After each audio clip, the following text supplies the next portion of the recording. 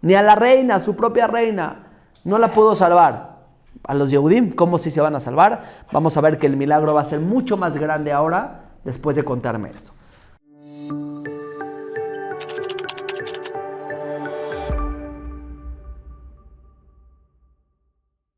Hola a todos, ¿cómo están? Vamos a comenzar este video y esta clase de Megilat Esther. Vamos a contar la historia detrás de la historia. Muy poca gente sabe estos datos, pero es importante porque nos vamos a dar cuenta que Megilat Esther fue escrito en una época, en un momento en donde estaban pasando cosas importantes en el Imperio Persa, y todo lo que estaba pasando, claro que influenció a la historia de Megilat Esther. Nos vamos a dar cuenta que detrás de esto había muchísimos elementos importantes. Vamos a comenzar un poquito yéndonos para atrás de la historia de Megilat Esther, ubicarnos en el tiempo para darle contexto y qué estaba pasando.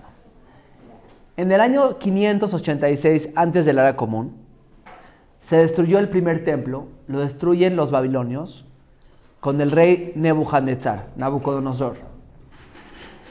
Destruyen el templo y exilian a todos los judíos, o la mayoría de los judíos de Israel y Jerusalén. Y entonces los Yehudim salen al exilio y a dispersarse por todo el imperio babilonio.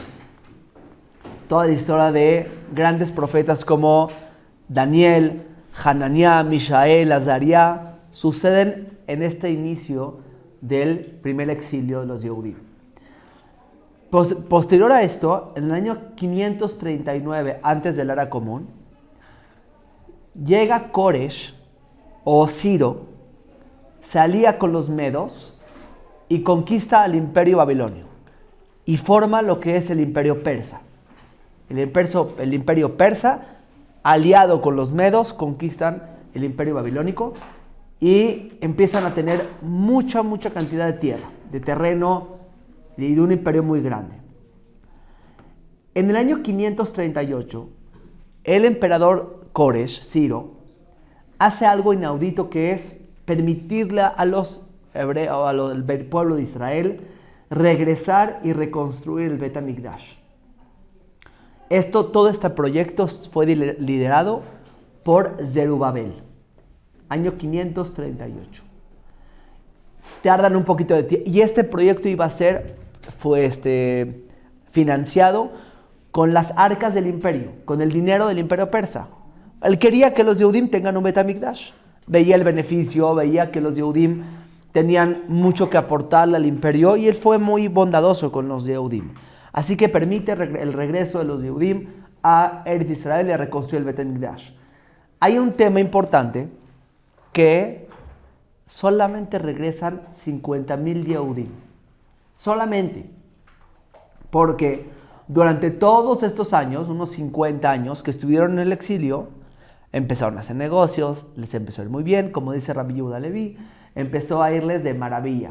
Empezaron a comerciar con especies, con plata, con oro, con piedras preciosas, empezaron a tener fondos de crédito, empezaron a hacer negocios muy grandes. Hay registros de una familia, que fue la familia Murashu, en una ciudad llamada Nippur, que tenían negocios espectaculares, gigantes. Tenían créditos.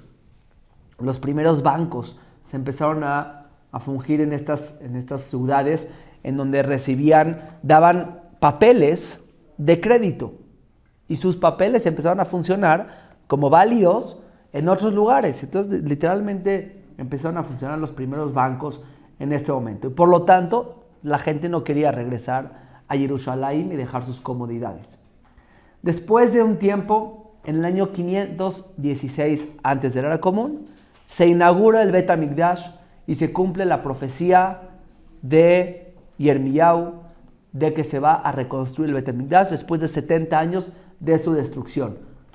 Hacemos la cuenta otra vez. Se destruyó en el año 586. En el año 516 se reconstruye el Bet HaMikdash, siendo Koresh, Ciro, el rey, el emperador del imperio persa. Posterior a esto, gobierna el emperador Darío el Grande. En hebreo le llaman Dariabesh, que es nieto de Koresh. Y Dariabesh extendió el imperio persa a todos los lugares donde pudo alcanzar. A todos los lugares lo extendió de una forma espectacular. Un imperio gigante. Lo único que faltaba de conquistar era Grecia. Grecia estaba por conquistarse y tenían muchas ganas de conquistar Grecia y estaban muy empeñados en hacerlo. Era como que el último bastión para ahora sí ser los emperadores del mundo. Su hijo, Jerjes, o Hasharyasha en persa, que fue Ahasverosh, Jerjes, él intentó empezar cuando entra al poder, quiere y tiene la misión de conquistar a los griegos. Y según Heródoto, que fue un historiador importantísimo de esa época, reunió el batallón más grande de la historia de los ejércitos. Aproximadamente 5 millones y cacho de personas. Entre funcionarios, soldados y todas las personas que estaban involucradas, 5 millones de personas para ir a conquistar Grecia. Y ahí empieza la Megilat Esther. En el año 3 del rey Ahasverosh, hizo un banquete de 180 días que normalmente cualquier persona que no estaría enterado de todo esto que estaba pasando en el imperio, pensaría que este banquete fue de festejo por alguna razón. Pero si uno le da contexto, muy probablemente este banquete estaba diseñado para preparar las guerras. ¿Quién estaba invitado al banquete? Si leemos fijamente la Megilá, estaban invitados funcionarios, generales, soldados importantes, ministros, y esto es porque estaban preparando las guerras médicas. Las segundas guerras médicas, que son las guerras para ir a conquistar Grecia. 180 días de preparación. Claro que en esta preparación, el rey, para darle seguridad a todos los funcionarios y decirles, estamos muy bien, muy fuertes y lo vamos a lograr, sacaba sus joyas, sacaba su poderío, les enseñaba.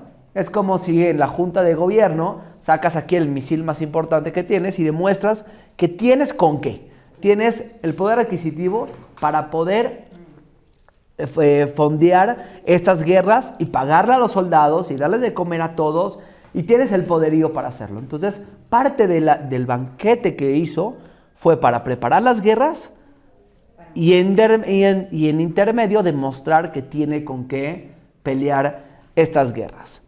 Al final de estos 180 días de banquete, hizo 7 días de banquete particular solamente para las personas de la capital de Shushan, para demostrarles su poderío, para demostrarles su riqueza, y todo esto con la intención, claro, de darle seguridad al pueblo persa de que todo va a estar bien y agraciar. Todos sabemos que en las previas de las guerras, todos están muy nerviosos. Todas las señoras se van a quedar sin esposo porque van a ir a las guerras, mínimo por un tiempo. La gente está nerviosa y como gobierno quieres darle seguridad a toda la gente para que estén apoyando constantemente esto. Si hay un descontento en la gente dentro de las guerras, es lo peor que te puede pasar como gobierno. Así que prepara muy bien esta guerra, porque tiene toda la intención de conquistar. Tiene un error pequeño en el último día del banquete, tiene un error, no muy pequeño, y es, en su borrachera, llamar a Vashti, pero no de forma coloquial, sino de forma formal. La manda a llamar con funcionarios de gobierno. Y entonces, Vashti, al negarse de ir con el rey en el banquete, no nada más está diciéndole informalmente al rey, oye, yo no quiero ir, está haciendo una negativa en contra de una orden formal y legal del gobierno. Y por lo tanto, alguien que se niega a acudir a una orden de gobierno tiene consecuencias legales. Hasta aquí el capítulo 1. Bueno, ¿qué pasa después?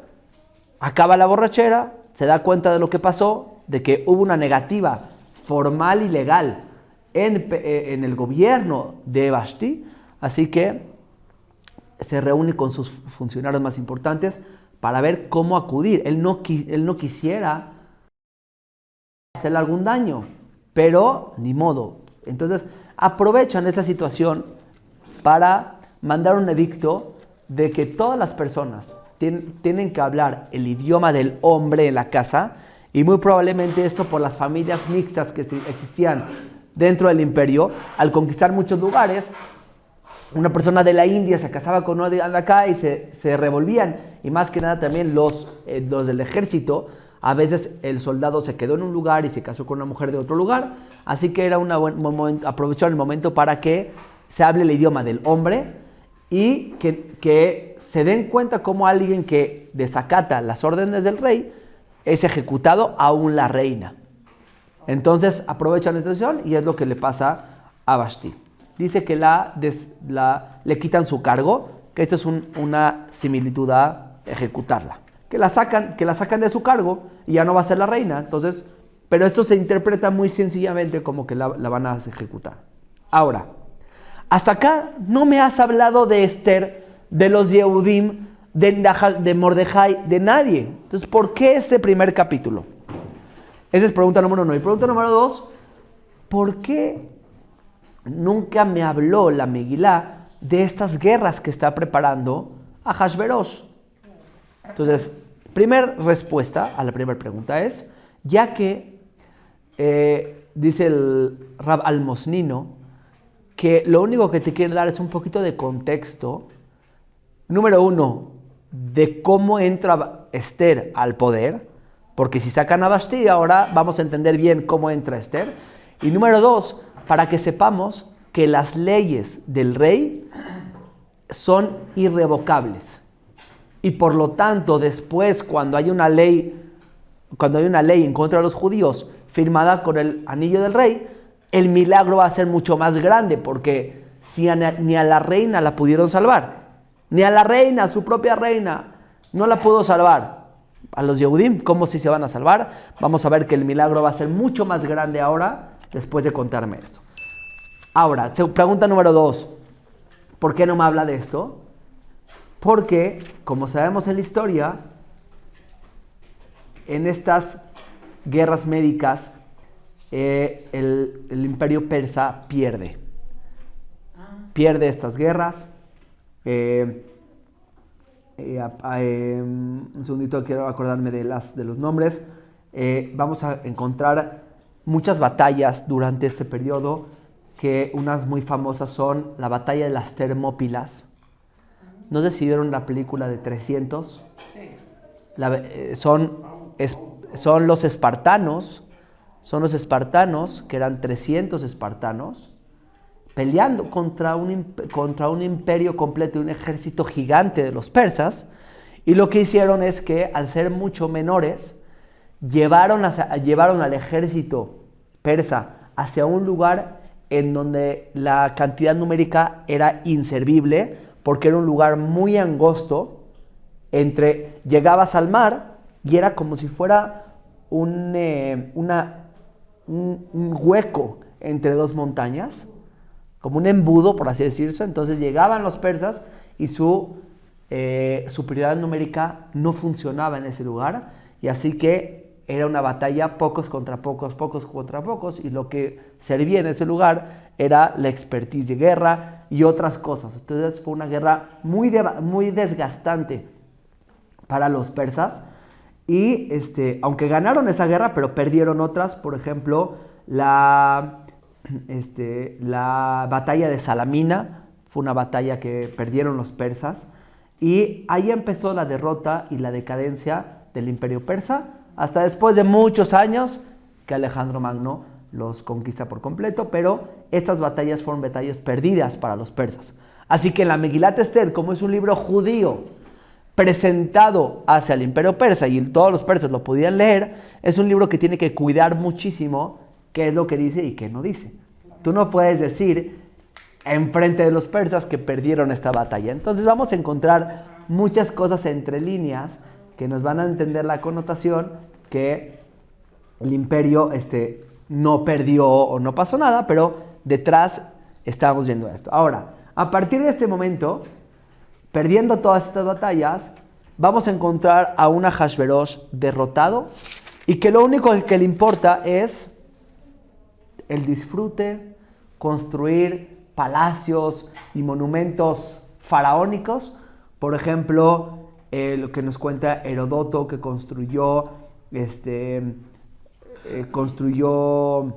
un lugar que se llamó Persépolis, que fueron lugares gigantes de honra y honor, todo para, como dicen, curarse en salud de que perdió estas batallas tan importantes y no pudo conquistar Grecia.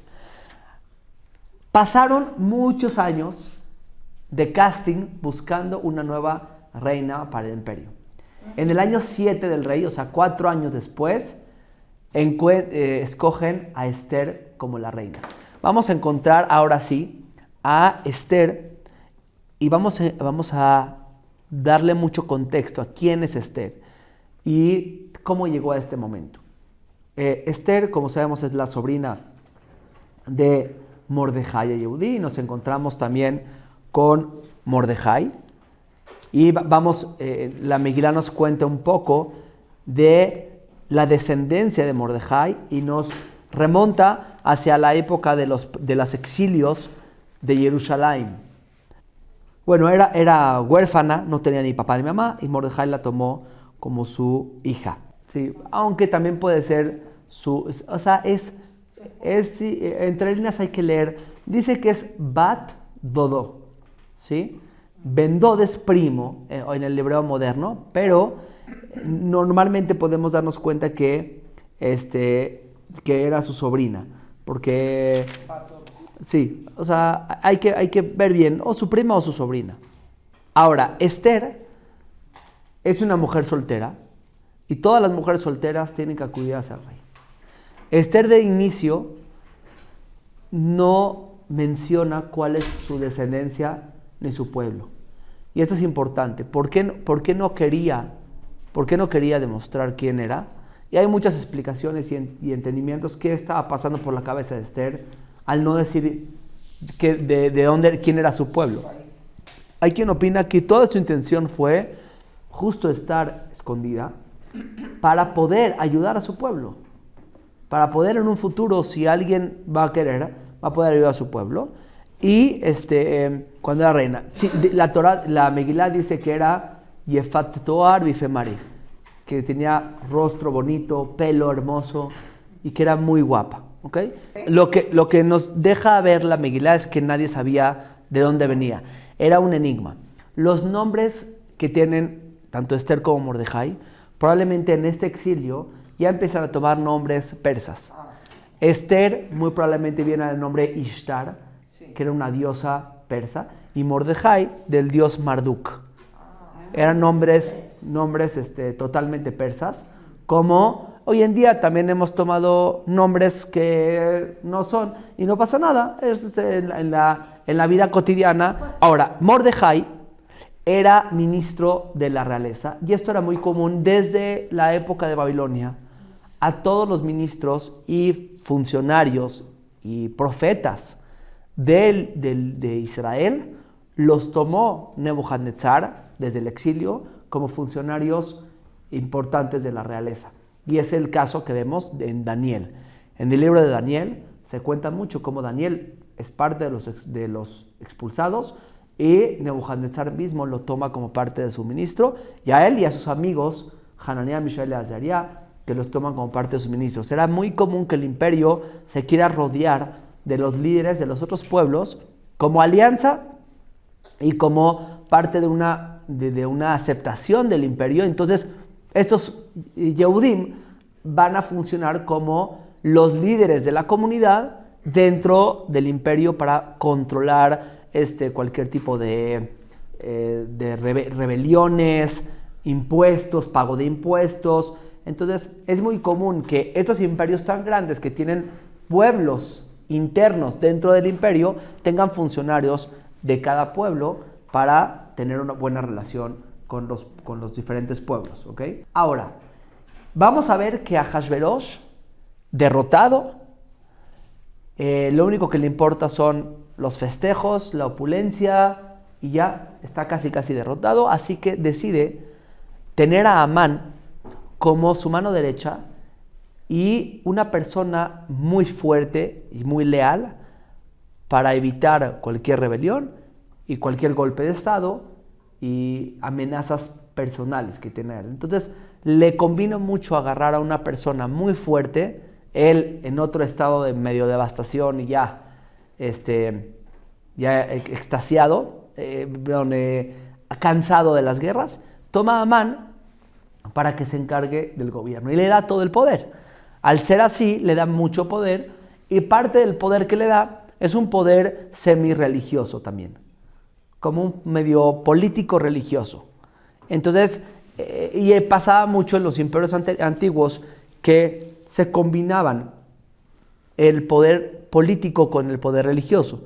Y habían combinaciones y Amán es uno de estos que tiene estas dos funciones. Así que piden que todos los funcionarios se inclinen y se aposternen ante Amán. Cuando hablamos de inclinación solamente puede ser honorífica, pero cuando hablamos de inclinación y aposternación, que es rodillas en el piso y cabeza hacia el piso, ahí ya tiene una connotación totalmente religiosa. Así que Mordejai evita hacer estas inclinación y posternación ante Amán, como quien, como Mishael, Hananiah y Azaria, que son los amigos de Daniel, que no se inclinaron ante una estatua en Babilonia y al final acabaron en la hoguera y se salvaron. Decidieron la hoguera y no inclinarse, era parte de la idea de Mordejai. Ahora, muchos critican a Mordejai porque hubieran dicho, ya Mordejai, todo esto no hubiera pasado si tú hubieras aposternado. Entonces, muy probablemente Mordejai tenía la idea de que si no me aposterno, me van a matar a mí, como lo hicieron con ellos, pero no van a hacer un genocidio a todo el pueblo judío. ¿Sí? Y aparte, pues Hashem me va a salvar, como salvó a mis antepasados. Así que Amán le agarra un rencor a Mordejai y decide a todos los Yehudim. Nada más, entre paréntesis, en esta misma época pasó, que es un dato importante, pasó que dos personas, Bigtán y Teresh, querían asesinar a Hashverosh, que este asesinato, si seguimos un poquito la línea conductual que venimos hablando, es muy común cuando un pueblo está enojado, cuando un pueblo ha perdido una guerra, que haya intentos de asesinato. Y lo hemos visto en nuestros días. Vean la historia de Estados Unidos nada más. ¿Sí? Vean la historia de Estados Unidos. Cuando el pueblo está enojado, principalmente después de haber perdido guerras y estar devastado después de las guerras, hay intentos de asesinato. Vean la historia de Estados Unidos. En México no ha pasado mucho porque hemos tenido pocas guerras, pero en la historia de Estados Unidos es muy, muy común que cuando el pueblo está enojado tratan de asesinar a sus líderes. Y en esta ocasión también, si seguimos la línea conductual, el pueblo persa estaba muy enojado porque habían perdido una batalla importante. ¿Y cuánta gente no murió? ¿Cuántas viudas no hay entonces había esta intención de matar a Hashverosh y Mordejai lo salva. Mordejai lo salva y escribe en el libro de los recuerdos que Mordejai lo salvó. Amán está muy enojado con Mordejai y decide aniquilar a todos los judíos. A todos los judíos del imperio persa. Esto significa a todos los judíos del mundo. Porque todos los judíos estaban en el imperio persa. Aún los judíos en Jerusalén, en Israel, se encontraban dentro del imperio persa. Así que era destruir a todos los judíos de todo el mundo. Ahora, él hace un sorteo. Esto pasa en el año 12 del rey Ahasverosh. Año 12. O sea, año 3, banquete. Año 7, Esther es nombrada reina. Año 12 es el sorteo de Amán. Este sorteo se hace en el mes de Nisan y cae el 13 del mes de Adar. Los nombres que tenemos en el calendario hebreo hoy en día son nombres de los meses persas.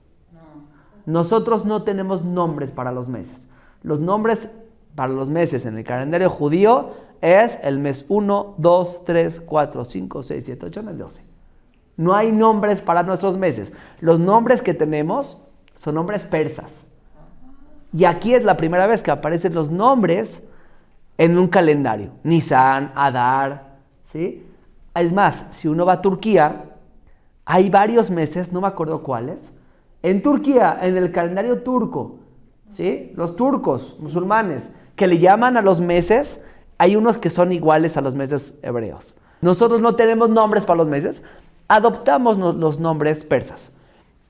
El calendario lunar es el calendario que seguimos nosotros, que también seguramente lo seguían otros pueblos como los persas. No es solamente yo sigo el calendario lunar. Otros pueblos seguían el calendario lunar y iban poniendo los meses según el calendario lunar.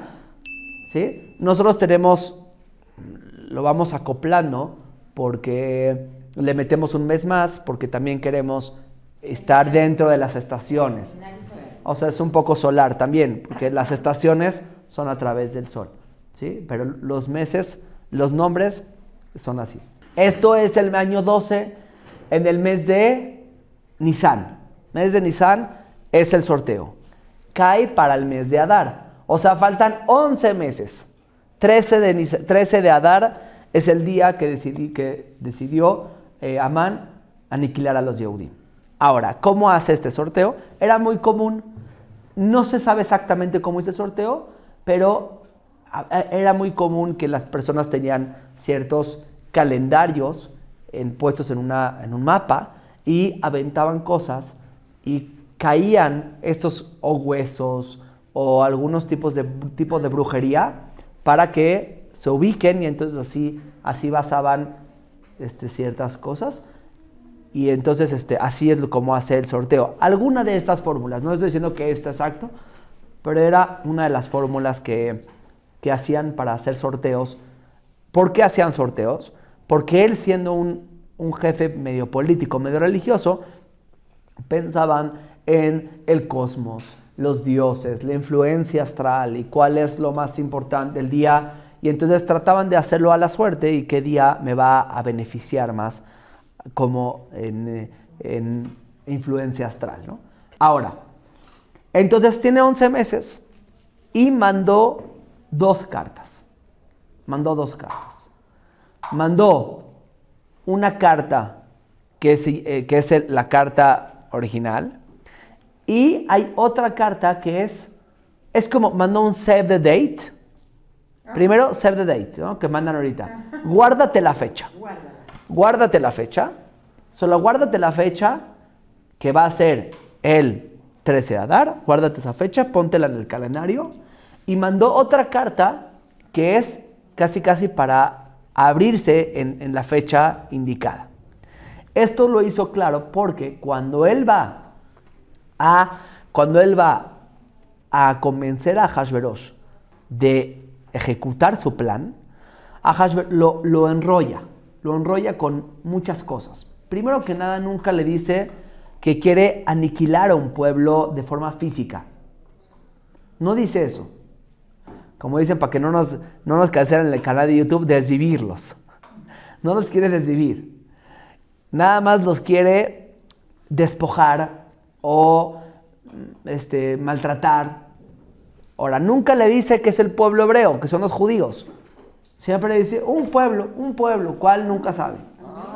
Nunca le dice que son los hebreos. ¿Por qué? Porque si le decía todos los datos, muy probablemente a Ahasverosh le decía, no, espérate, estás loco.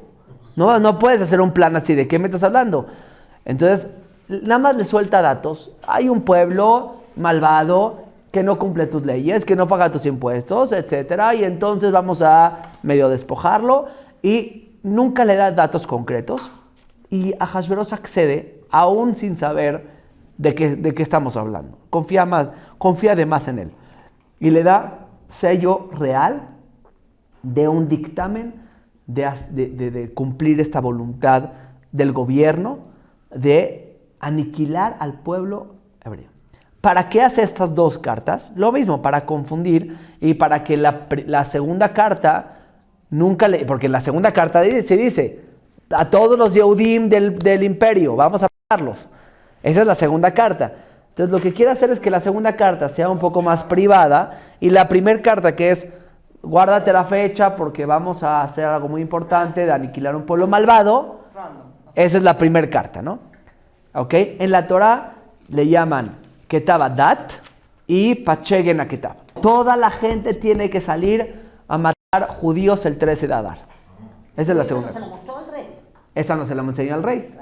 Le enseñó la primera nada más. Entonces, mandó los libros para destruir, matar y aniquilar a todos los Yehudim, de joven a grande, mujeres y niños, en un solo día, el 13 de Adar, en el 12º mes, que es el mes de Adar. Ahora, Pacheguen a que estén preparados. Entonces, mandó una carta a decir, esténse preparados, y ahora sí, la carta oficial decía aniquilar a los Yehudim. Salieron, entregan las cartas, y la Susana Birá estaba naboja, estaba perpleja, consternada, no sabía qué onda. ¿Por qué? Porque a Susana Birá llegó solamente la primer carta. Porque ¿dónde vivía el rey? En Susana Birá. Entonces la primera carta, esténse preparados para este día. Susana Birá le llegó la primera carta. A todas las ciudades de todos lados les llegó también la segunda carta. Entonces los de Susana Birá leyeron, esténse preparados. ¿De qué? ¿Cuándo? ¿Por qué? ¿Cómo? ¿Qué tiene que ver conmigo? Ahora, Mordejai se enteró de la segunda carta. ¿Por qué? Pues porque era funcionario, era Yehudí, era un líder del pueblo. Algún Yehudí de otra ciudad le mandó a decir a Mordejai, Mordejai, la cosa no está fácil, está dura. Y le dijo, et kol asher nasa, todos los hechos. Porque a Mordejai vivía en la capital y no le llegó la segunda carta a Mordejai, le tuvieron que avisar. Y entonces Mordejai se puso de luto, gritó a toda la ciudad, principalmente para que la gente se entere de lo que está pasando, porque la gente de Susán no se había enterado. Ahora, llega Mordejai y le tiene que avisar a Esther lo que está pasando, porque Esther le llegó el Pacheguen Aketab, le llegó el Save the Date, le llegó el aguántate la fecha, no le llegó de qué, de cuándo y de dónde, porque ella vivía en Susán. Entonces Mordejai le tiene que avisar a Esther todo lo que está pasando. Y entonces, ahora, pero no le puedo avisar directo, porque nadie sabe que es Yehudía. Entonces manda un mensajero y empiezan a mensajearse de lo que está sucediendo. Y le dice Mordejai, si alguien puede detener esto, eres tú. Si alguien puede detener esto, eres tú. Ahora, ¿qué pasa? Todos saben que, número uno, este es un dictamen con el sello real. Es imposible de revocarlo. Y número dos, todos los que son llamados a la Cámara Real, sin haber sido llamados, tienen pena de muerte. ¿Por qué? Muy probablemente por seguridad del rey. El rey, acuérdense que ya había tenido amenaza de muerte unos años atrás, o meses atrás, quién sabe. No nos dice fecha de la amenaza de muerte. Y Mordejai lo salvó. ¿Y cuántas más no pudo haber tenido durante estas fechas? Que probablemente lleva salvándose del pellejo una con otra. Entonces, tiene que tener una seguridad real muy, muy fuerte. Entonces, si alguien viene y se acerca al rey en su cámara real sin ser llamado, directo es asesinado. O sea, ni le preguntan al rey, ni le dicen, oye, este sí o este no. Por seguridad y por ley real, te acercas, llega el soldado y te mete una lanza directo por seguridad del rey.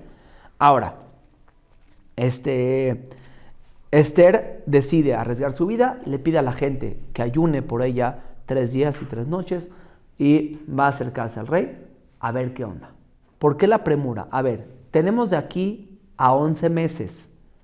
Tenemos de acá 11 meses. Dijimos que eso fue en Nisan. Tenemos hasta el mes de Adar, 11 meses. Dentro de los 11 meses me va a llamar. Chance. Y si me llama, cuando le llame le digo, ¿por qué arriesgar mi vida? Es número uno. Es una pregunta importante. Pues sí, quedaban 11 meses. Espérate a que te llamen. 2, 3 meses te llama, lo arreglas. Entonces, hay muchas formas de darle lectura a esta premura y arriesgar su vida. Entonces, número uno, podríamos decir que si dejamos que avance esta carta, pues el antisemitismo iba a crecer tremendamente y más gente se iba a unir. Tenemos que frenar esto ya, ahorita, porque después probablemente revocamos la ley, pero la gente ya va a estar más tan maleada, enojada, y se baja una ola de antisemitismo que va a ser imparable. Eso puede ser número uno. Número dos, el hecho de que ella arriesga su vida es un mensaje importante para el rey de que esto es algo súper mega importante. Si se hubiera esperado a que la llaman y le dice, el rey lo hubiera tirado por loca. Le va a decir, no te metas en los asuntos de los grandes, por favor. Tú no te metas, estamos aquí en los reyes hablando, no tienes por qué meterte, tú no eres nadie. El hecho de que arriesgó su vida es algo tan importante para despertar la curiosidad del rey. ¿Por qué la reina arriesgaría su vida? Para decirme algo, hay algo muy importante que me tiene que decir. Y nos vamos a dar cuenta que así fue. El rey, en esa curiosidad, empieza a engancharse y no se puede desenganchar de la curiosidad. Número uno, de por sí Esther es muy curiosa. No sabemos de dónde viene, quién es, cuándo. Y creo que parte de lo que Esther conquistó al rey es ese escondite que tiene, que no sabemos quién es, cuándo, cómo. Y eso es interesante para cualquier rey, ¿no? Y el hecho de que venga a arreglar su vida, claro que genera mucho más curiosidad y hace que el rey se enganche mucho más y esté al pendiente y quiera meterse, ¿no? Y tenga muchas dudas en la cabeza. Y Esther, parte de su plan es generar dudas en la cabeza de Ahasverosh. Entonces, este es despertar esa curiosidad del rey. Vamos a ver ahorita más adelante cómo alimenta la curiosidad del rey constantemente. Entonces le pide una cena con el rey. El rey decide entregarle la vida, ponerle su cetro, o sea, se presenta y en lo que se acercaba, la reconoce y le dice, no la maten. Le da su cetro, le dice, ¿qué es lo que quieres, mi reina? Hasta la mitad de mi reinado te voy a dar. Quiero una primera cena contigo y Amán. Esto despierta más la curiosidad del rey. ¿Qué quieren? ¿Qué están tramando entre ellos dos? Chance, me están poniendo el cuerno. Chance, no sé. Chance tienen, no sabe ni qué pensar. ¿Qué tiene que ver Amán con la reina? ¿Por qué lo está citando a él? ¿Qué tiene que ver? Y entonces empieza a despertar una curiosidad que vemos a Ahasverosh y nos los dice la Torah. Después de la primera cena, en la primera cena le dice, ¿qué es lo que quieres? Ahora sí dime, ya, estoy muy nervioso, ya quiero saber qué onda. Y Esther incita más su curiosidad. Y le dice, no, mañana te digo. Mañana nos vemos y hacemos otra cena. Y el rey ya no puede. Entonces nos damos cuenta que entre la primera y la segunda cena en la noche no puede dormir. ¿Por qué no puede dormir? Porque está intrigado. No sabe ni qué onda. Alguien me quiere quitar el reinado. No sabe ni qué pensar, ¿sí? Está vuelto loco. Y aparte, claro que había generado Ahasverosh una necesidad y un miedo por que lo vayan a matar tremenda.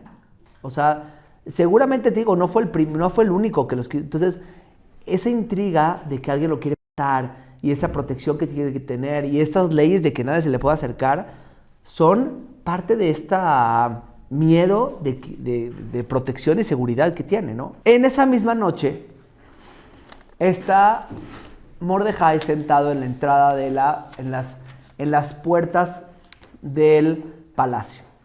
Esto de estar sentado en las puertas del palacio es solamente una denotación que alguien era un ministro. Solamente los ministros podían entrar en las puertas. La puerta, decir está sentado en la puerta, es decir, es un ministro del gobierno. Entonces estaba en el palacio, en el gobierno, en los parques, por ahí. Porque pues, es un ministro, estaba en los edificios, ¿no? Lo ve y no se le inclina. Y Amán toma una de las peores decisiones que tomó en su vida, que es apurarse. Apurarse a matar a Mordejai. Y Amán decide, esa misma noche llega a su casa, todo enojado, y le dice a su esposa, ya no aguanto a Mordejai, me volvió loco. Me pegó en todo mi ego. ¿Qué hago? Y le dice la esposa, haz un palo para colgarlo ahí en el palo.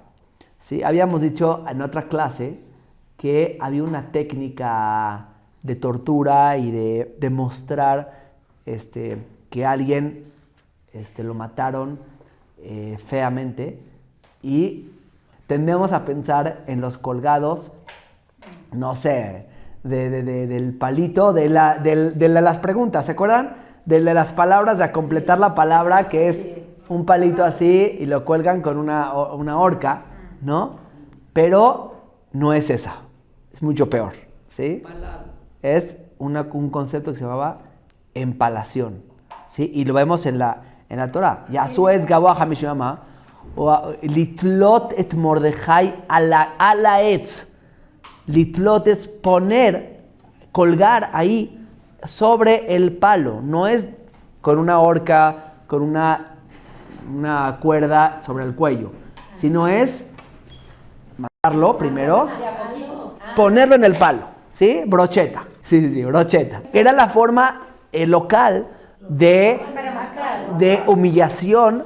Lo mataba primero y lo colgaban en una demostración. Lo clavaban al plano, claro. Y lo ponían muy alto para demostrar a la gente que así acaban los... Está muy drástico, pero pues para que sepan qué es lo que estamos leyendo. No es el colgadito de la horca común, ¿sí? De la horca medieval. Sí, es empalación. ¿Okay? Si quieren ver los documentos, en los documentos antiguos se demuestra que era una forma de castigo local. Entonces, Hamishim Ma, 25 metros de palo. Entonces se apresuró mucho. Y entonces empezó a actuar antes del 13 de Adar. O sea, él quería desvivir a Mordejai antes, en ese momento, y después llegar al 13 de Adar. Faltaban 11 meses, faltaba muchísimo. Ahora, el chiste acá es que esto fue una decisión muy premeditada, que también no sabía qué iba a pasar. Tú imagínate que haces un acto público de matar a un funcionario que es Mordejai, solamente por no inclinarse a ti, podría haber desatado algo muy malo contra los Yehudim, porque mataste a su líder principal, o algo beneficioso, quién sabe. Literalmente se ve que Amán fue muy premeditado.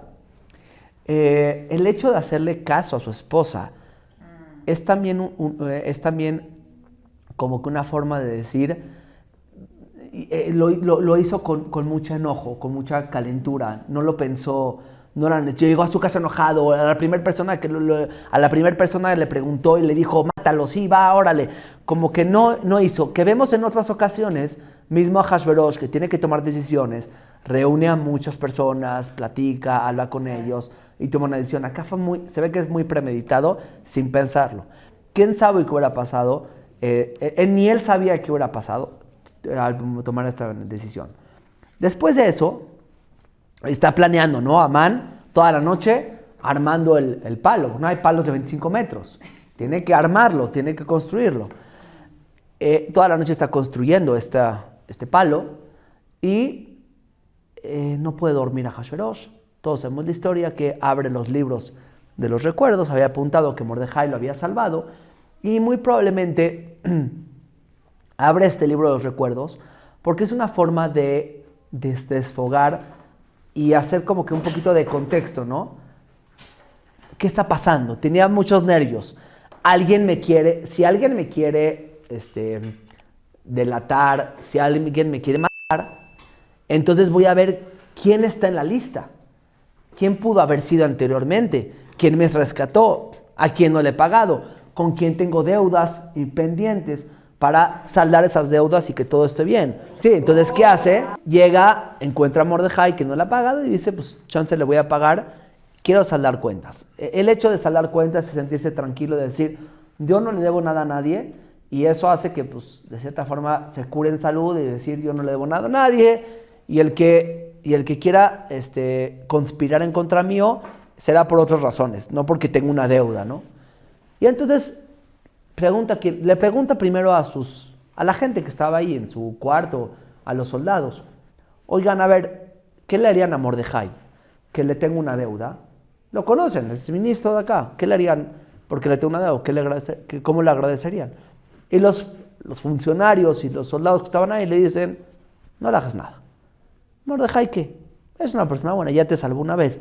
No creo que tenga nada en contra tuyo. Ni le tienes que pagar. Tú estate tranquilo. Está bien. Se queda con la duda. Dice, ¿hay quién está allá afuera? Seguramente está el palacio y las casas de los ministros. Y Amán estaba allá afuera construyendo el palo. Cerca del rey, estaba en los jardines, estaba en el palo, cerca del palacio. Pues ahí por ahí está Amán, que está ahí haciendo algo, quién sabe. Pues tráiganlo, vamos a preguntarle qué onda. Llega y ahora le pregunta a Amán sin mencionarle que es Mordejai. ¿Qué le hago a una persona que le tengo mucho cariño y que quiero mucho? Amán está pensando, ¿quién? O sea, seguro soy yo. Me acaba de invitar la reina a un banquete particular con el rey. Que esto era algo súper importante. Y soy la mano derecha y seguro soy yo. Y le faltaba una cosa a Amán. Por un día ser rey. Quería ser rey aunque sea por un día. Le dice, dale la túnica, la corona, el caballo, las ropas del rey. Y que una persona de los ministros del rey lo lleve diciendo así se le hace a la persona que el rey quiere mucho. Esto le convence a Ahasverosh, si venimos con el mismo hilo, de que él está traumado, que lo quieren desvivir y quieren conspirar contra él. La fórmula para poder tranquilizar a la gente, es decir, mire qué honor le dan a la persona que el rey quiere mucho. Entonces vamos a empezar a dar honores, es una buena idea. Nada más que Amán no sabe que está totalmente al revés. Ahora, ¿cuál era el plan de Amán? Amán, después de construir el palo, quería ir en esa mañana, justo con Ahasverosh, a pedirle que quiere desvivir a Mordejai. Ese era su plan, su planteamiento. Se le adelanta a Ahasverosh a Amán y le dice que le haga una persona. Entonces él en su mente dice, ¿cómo? Con más razón. Ahora peor, voy a humillarlo públicamente, que me lleve Mordejai por las calles en el caballo y regresando, ahora sí lo cuelo. Ahora sí le pido, porque no puedes matar a un funcionario así nomás. Tienes que pedirle permiso al rey. Entonces, su plan era, ahora yo venía a pedirle hacer esto con Mordejai, pero ahora vamos a hacer doble. Voy a humillarlo y después le pido al rey y hago mi plan. En eso, llega Ahasverosh y le dice, ok, todo lo que tú dijiste de llevar el caballo y todo eso, se lo tienes que hacer a Mordejai. Se volvió loco porque, a ver, él venía a pedirle, querer hacerle eso, querer desvivir a Mordejai. Y ahora me dices que lo tengo que llevar en un caballo, que el rey quiere mucho a Mordejai. Se le cayó todo el plan. Ahora ya no le puedo pedir matar a Mordejai. Imposible, ya no le puedo pedir. Ya no hay forma. Se me cayó el plan. Y entonces, dicho y hecho, y le dice, y tú lo vas a llevar ahora. Entonces, visten a Mordejai, lo llevan por todo el palacio con una túnica azul tejelet. Azul tejelet. Los reyes utilizaban unas túnicas azules hechas con un molusco de una conchita que se llama gilazón, que es muy, muy, muy caro. El Cohen Gadol tenía estas prendas. La vamos a ver en la parasha esta semana justo. El Cohen Gadol tenía esta túnica hecha toda de azul. Esto era una señal y una muestra de muchísimo dinero y de muchísima opulencia que tenía los reyes. Después, en los romanos, vamos a ver que los reyes prohibieron a cualquier persona utilizar este azul turquesa, azul tejelet, porque era de los reyes, ¿no? Y ya después se hizo una frase, el púrpura de los reyes, ¿no? ¿Cómo es la frase? Que el púrpura es de la realeza, porque con este mismo molusco se puede hacer, depende de la oxidación, se puede hacer morado o se puede hacer azul, pero es carísimo, más caro que el oro, ¿sí? Ahora, va por todas las calles y regresan. En esa noche es la segunda cena. Esto pasó en 2 días, Segunda cena, llega Amán totalmente avergonzado, porque el que lleva a otro ministro es que él es inferior a él. Llega avergonzado, no sabe qué hacer y le dice a su esposa, ¿qué onda? Ya no puedo decirle al rey que quiero desvivir a Mordejai. Ya no hay forma de decirle. O sea, todo este plan del palo ya no me funcionó.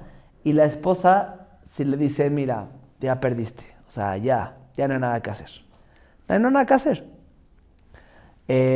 No vas a poder contra Mordejai. Ya no vas a poder. Después de esto, de esta acción pública, que todo el mundo vio, que el rey quiere mucho a Mordejai, es imposible que Ahasverosh te permita hacer lo que le quieres hacer. Ya valiste.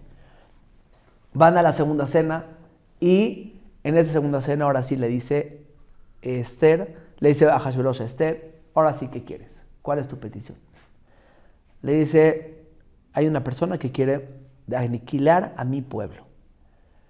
Ahasverosh está vuelto loco. ¿Quién es ese? O sea, yo firmé a un pueblo extraño, malvado, por ahí. Y aparte nunca firmé a aniquilar.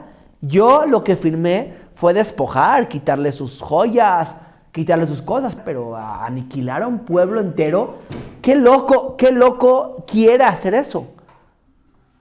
Aparte él ni siquiera sabía que lo firmó. A Esther le dijo, hay una persona que quiere aniquilar a mi pueblo. ¿Quién? ¿Está loco? No puede ser. Amán. Amán es esa persona que quiere hacerlo. Y entonces le cae el 20 a Ahasverosh. Y ya entendió lo que firmó. Ahí estaba Amán. Estaba Amán ahí, al ladito. Ahasverosh entendió las letras chiquitas de lo que firmó. Y se dio cuenta que lo engañaron a él. A él lo engañaron. Porque él nunca entendió que era hacer lo que quería hacer Amán. Él lo que entendió era despojar a un pueblo raro, extraño, pero así como me lo estás pintando tú, niños, jóvenes, mujeres, a todos, dijo, me engañaron. Y se enojó muchísimo, porque se sintió muy engañado, engañadísimo. Se sale enojado a Ahasverosh, claro que con Amán, porque le puso ahí unas letras chiquitas que no leyó. Se sale enojadísimo, y en ese momento, Amán está rogándole a Esther. Esto es de telenovela, lo dice la Megilat Esther, no es de invento. Le está rogando, por favor, te pido, te suplico, por favor, no sé qué, Se cae encima de ella. Y en ese momento entra otra vez a Ahasverosh y lo ve encima de su esposa. Y con todos sus delirios, con todos los delirios que tiene Ahasverosh, que si quieren conspirar contra él, que lo que le acaba de pasar, y ahora ve esa escena, se vuelve loco. Y le dice, y aparte te quieres quedar con mi esposa en mi casa. Y para sumarle más, le echan más leña al fuego, llega uno de los ministros, que seguramente observó y entendió lo que estaba pasando, y le dice, y aparte, Amán estaba construyendo un palo para asesinar y quería desvivir a Mordejai. Ese que acabas de poner en un caballo con tu túnica, con tu corona, que acabas de pasear por todos lugares diciendo así se le hace a la persona que le quiere, él lo quiere desvivir. Y entonces Ahasverosh dice, saca un dictamen para hacerle lo mismo que le quería hacer a Mordejai, que se lo hagan a Amán. Y entonces le hacen eso a Amán. Le hacen como él quería hacer. Y, como dijimos, ministros de gobierno que son encargados de acatar leyes, lo hacen, pero no nada más es desvivir, es empalarlo. Lo mismo que le querían hacer. Claro. O sea, imagínense la escena que él se mató toda una noche construyendo ese palo. Impresionante, todo se le volteó de una forma no normal, espectacular. Claro que una persona que lee la Megilá, aquí no está Dios, no hay milagros ¿Por qué? Aparentes. ¿Por qué? Porque hay varias razones. ¿Por qué no vemos los milagros aparentes de la Megilat Esther? Yo creo que aquí hay un mensaje interno. Número uno, siendo franco, la Megilá es un libro que va a salir a la luz en todo el imperio. Este libro no puede incluir teología. ¿Por qué? Porque es un libro público. Es un libro que puedes ir en contra de las ideas religiosas del imperio, y tú no puedes hacer eso. Entonces vamos a evitar el nombre de Dios en toda la Megilá. No vaya a ser que se enojen y pues ahorita estás yendo en contra de mis dioses y estás diciendo que tu Dios es el más fuerte y que tu Dios hace los milagros, y entonces ¿qué pasa con mis dioses? Porque yo creo en ellos, me estás diciendo que no sirven. Entonces esto es un libro público, que lo van a leer todos los persas. Entonces tiene que tener mucho cuidado en cómo relata las cosas para que Ahasverosh aparece como el rey bondadoso, que nunca se dio cuenta de nada. O sea, tampoco Ahasverosh es perita en dulce. También Ahasverosh, oye, no seas dep. O sea, investiga más, pregúntale, vas a firmar con tu sello real, checa quién es ese pueblo, no sé qué. Pero la Megilá te lo maquilla un poco como que lo engañaron. Ese es el chiste de la Megilat Esther. Como fue un libro público, el Yehudí tiene que leer entre líneas. Y si te das cuenta, hay muchas frases, y es un trabajo externo que vale la pena hacerlo para otro momento, pero en las palabras, en muchas palabras, por ejemplo, que son de un libro a otro. Por ejemplo, al rey Shelomo lo presentan como un hombre sabio. Cuando el rey Shelomo pide lo que sea, pide sabiduría. Y vemos a una Ahasverosh que no necesariamente quiere sabiduría, quiere opulencia, dinero, demostrar su poderío. Entonces, ahí entre líneas te puedes dar cuenta la diferencia entre el rey Shelomo, pero hay palabras que te ayudan mucho a hacer este ejercicio, escondidas. ¿Por qué? Porque es un libro público. Entonces, por eso no puedo hablar de Hashem.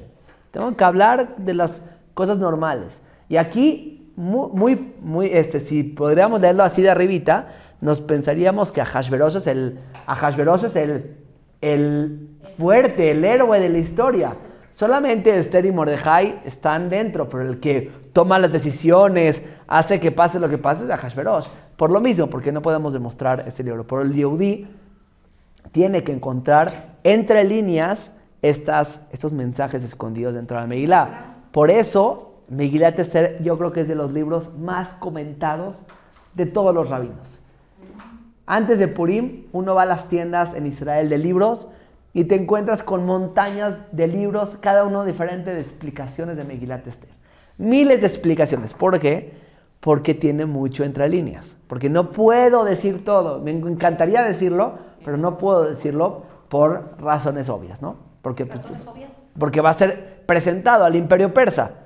Y no puedo enseñar a Ahasverosh como malo, como tonto, como ignorante. Tengo que ser muy cuidadosos. Pero es esa misma intención de ir leyendo entre líneas dentro de la Megilá, porque realmente está muy censurada. Es un libro, como fue un libro público, y creo que fue el único libro público que existió en todo el Tanaj, está muy censurado. Y entonces tenemos que ir buscándole y interpretándole, y tiene muchos acertijos. Megilat Esther tiene acertijos para que el lector judío vaya cachando cositas y vaya diciendo, aquí hay una puertita para meterse y entender otra cosa. Está muy bien hecho, muy escondido. Esther es de Nistar, es de escondido. ¿Por qué? Está muy censurado y hay que irle encontrando. Mordejai y Esther escriben la Megilat Esther. Seguramente con apoyo de otras personas. Seguramente había un grupo editorial que se juntaron a hacer Megilat, pero principalmente desde ese entonces Mordejai y Esther escribieron Megilat Esther y lo publicaron. Y mismo Megilat Esther atestigua sobre ese mismo libro que fue expandido a todos los Yehudim de todo el imperio, este libro. Y que las cosas que pide en este libro hay que hacerlas.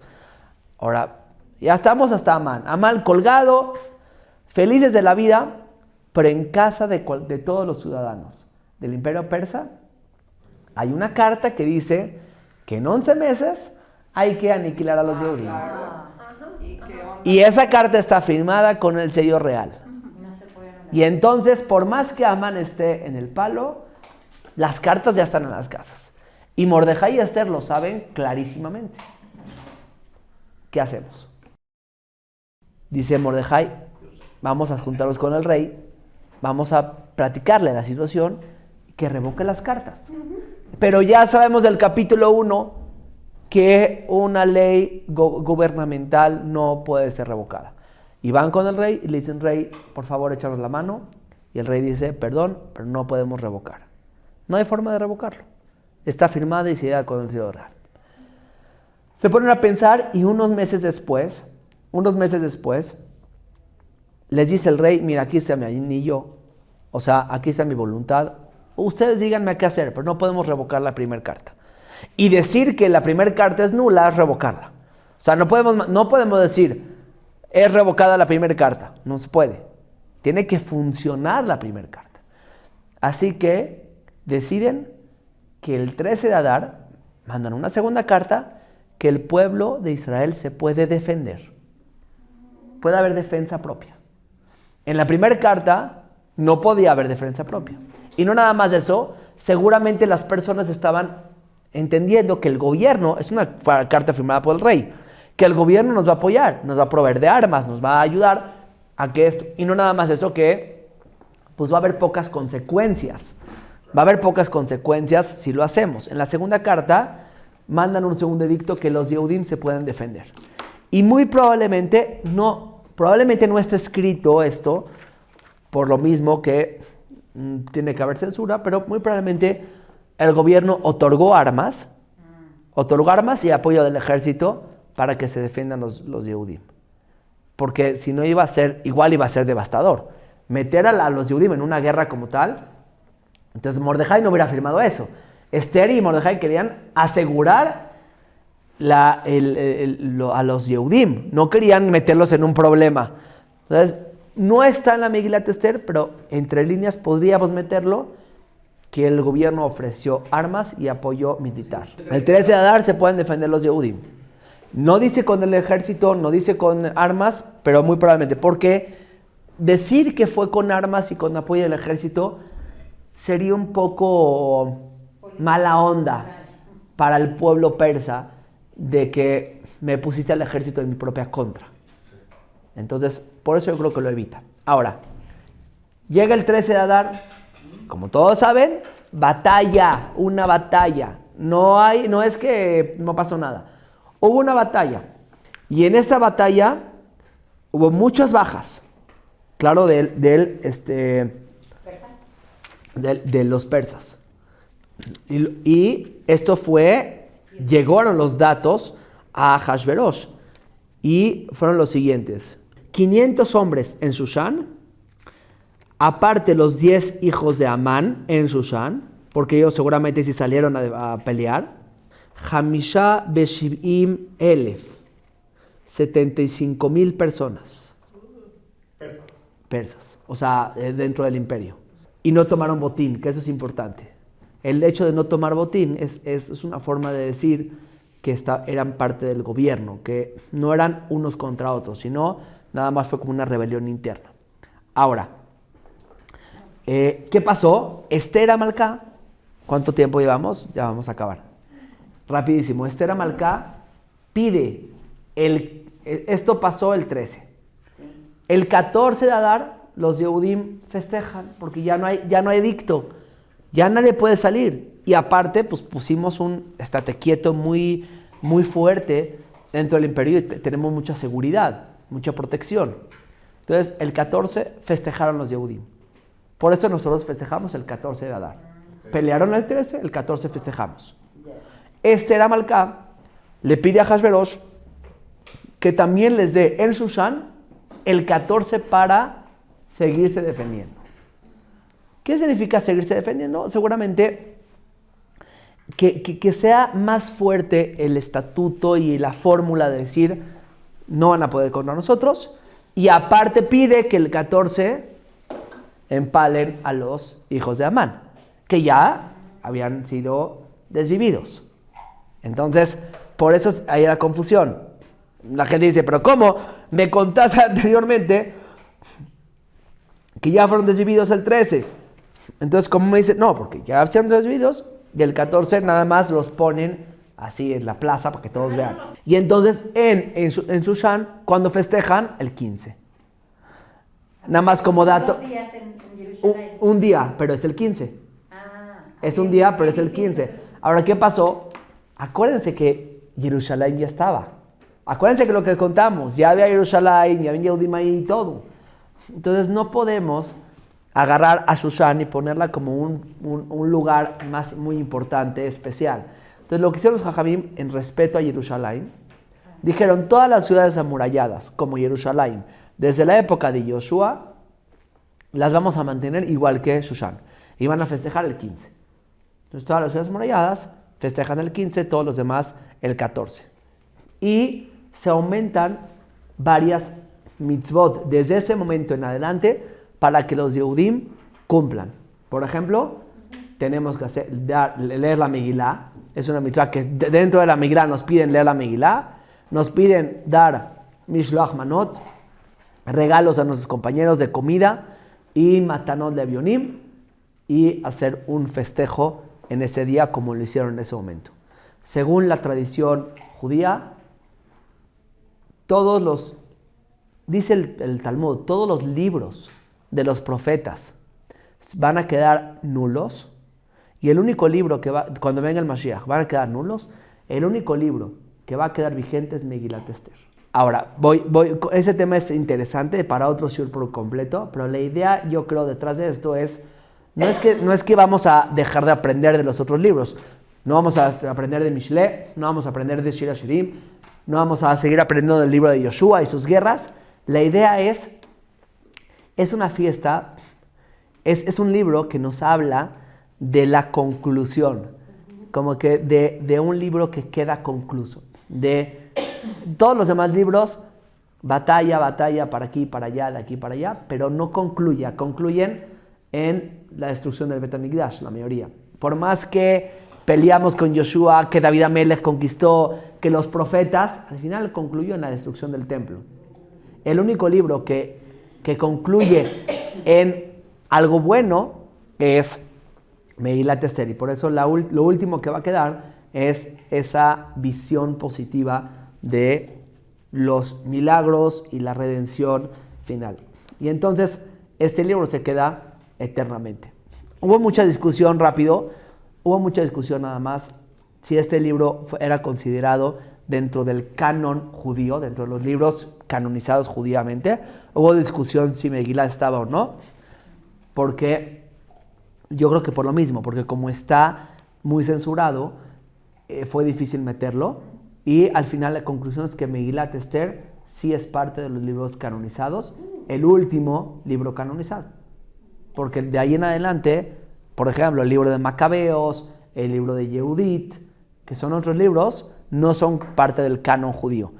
En el cristianismo lo tienen como parte del Antiguo Testamento, pero nosotros no, y Megilá va a ser el último libro, digamos, como parte de la historia del pueblo de Israel. Y esta es la historia detrás de la historia de Megilat Esther.